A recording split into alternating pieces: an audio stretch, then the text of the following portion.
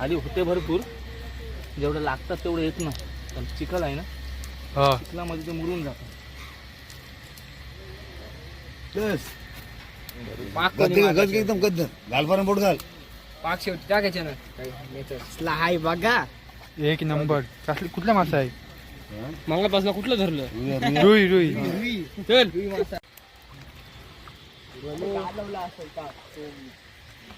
बघू शकता हो किती मासा बघायचं आहे.